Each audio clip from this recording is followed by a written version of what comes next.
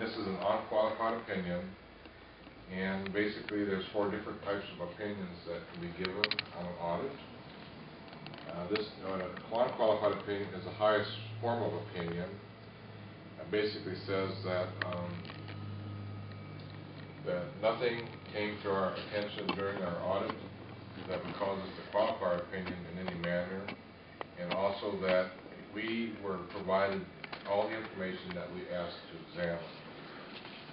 For instance, had GASB 54 not been passed, this would go from an unqualified to a qualified opinion. So in that second paragraph, that first sentence, it says, we conducted our audit in accordance with auditing standards generally accepted in the United States of America. And that means that we are given a set of rules and procedures we must follow when we perform an audit. And we're stating here that we followed all those rules and procedures. I'm sure you have been submitted to being interviewed, and there's that related party letter you have to fill out, and so on and so forth. In that third paragraph, in that first sentence, it says, in our opinion, these financial statements present fairly, in all material respects, the financial position of the Wilson District Emergency Services, or should be called Wilson County Emergency Services District Number 1, as of September 30, 2011, and for the year that ended. It's an unqualified opinion. That's good, doesn't it? Yes, sir. And I would ask you if you would, let's just turn to page 15. It probably gives the best bird's eye view of what transpired last year. Page 15 is a budget comparison schedule.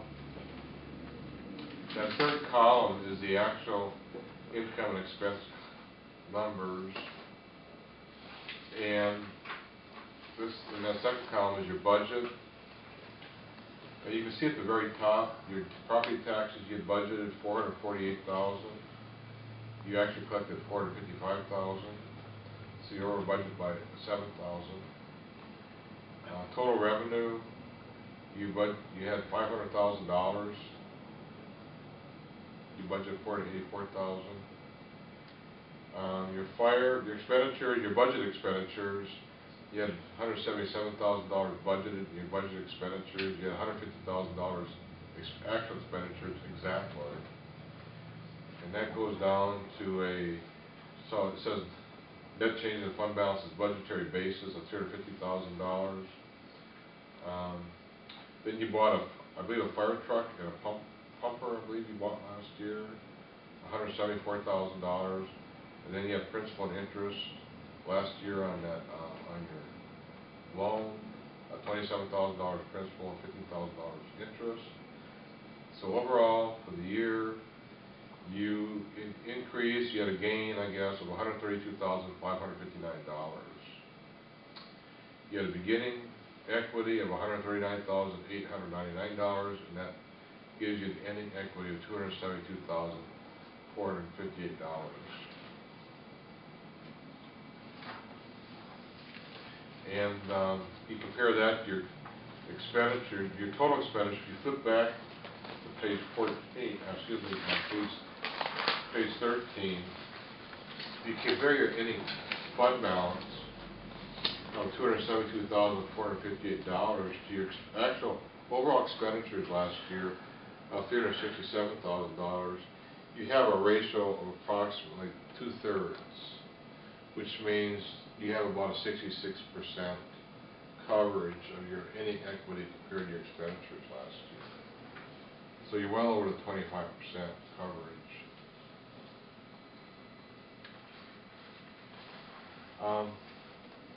Another item I'd like to point out is on page number 25, gives a kind of a summary of your debt.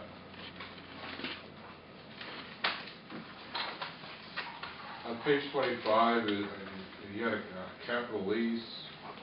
You bought, I believe, a fire truck, capital lease. And the payments go through the year 2020. So you can see there, they're like $43,000, approximately $43,000 $56 a year. At the bottom there, you had a beginning balance, principal balance of $329,000. You paid down $27,000 last year, that debt. So your ending balance is $302,000. You had for this year, you have a principal to be paid $27,000. That'll leave you $275,000 after this year.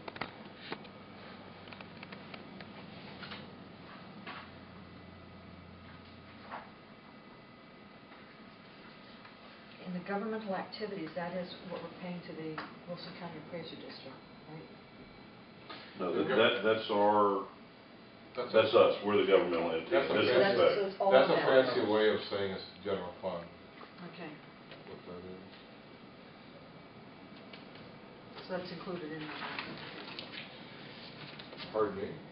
So that's, No, It's included in your So- report, okay. yes. hey, Roberta. Hey, George. Very good, good afternoon, doing good, doing good. yeah.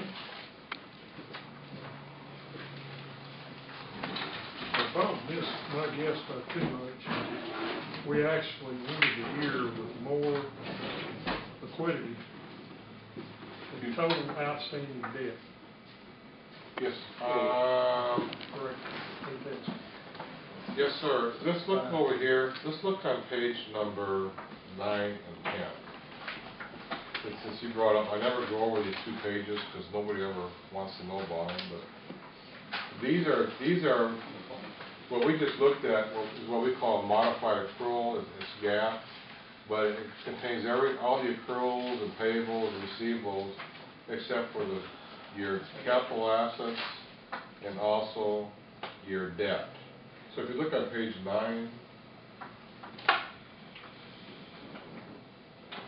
on page 9 where it says, on that first column, where it says total net assets, the full gap, if you include your receivables and your payable and your debt, you have total unrestricted equity of $615,000.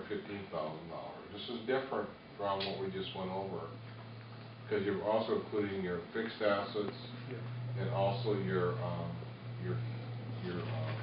capital lease. And if you're really curious, if you want to get from what I just talked about to that, you can turn to page number 12.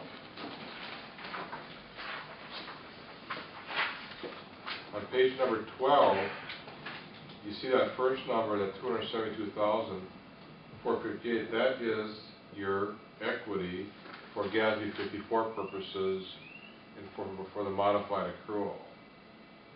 Okay. Well, so you go right below there. We're adding in the capital assets, the net after depreciation. We're adding in the property taxes receivable, your property taxes, and then we're subtracting out your debt of $202,000. We just looked at that also, and you come up with the $615,952. So that was a long answer, but to your question, but the answer to your question is yes. Yes. Any other questions? Mr. Jones? I've got one accounting question for you, and it's a little bit off the audit. If you don't mind, before you leave, I want to ask you. Oh, go ahead. We have a situation where recently we being the ESD and the fire department, purchased a new truck for approximately $205,000. Okay. The fire department itself received a grant from the Texas Forestry Service for $155,000. Okay. So we pitched in $50,000. But based upon the way that the grants are written from the state, the title to the truck has to be in the fire department's name. Okay? But we kicked in $50,000. So really, technically, the asset is theirs by title, but now we've put in $50,000. So that $50,000 that we've put in, how do I treat that? Just as any other Do I expenditure. direct expense it for something that large? Or Yes, but I really can't yes. create a fixed asset because we don't have title. No, it's a regular expenditure. Okay. Did you all budget that expenditure? Yes. Uh-huh. It's a regular, It's like supplies, any other expenditure. So it would be Okay. treated as a joint asset, and it would be treated as an expenditure. Yes, sir. Yeah, okay. So I'm gonna have to go in and see how, I have to go in and work on that one. So any other questions? Wayne, I have one question, in plain language. Did we do good? Yes, sir. Very good. Very good. Okay, I would think you- Mr. Jones does it, actually, he's a very conscientious person. That was my next question. Would you attribute how well we did to management of our funds and the integrity of our system? I would attribute it to the board. And Mr. Jones is very, very conscientious. Probably more so than most of the people we work with. But I would say it's the board. It's good budgeting, good management. You can just tell. Okay. Very good.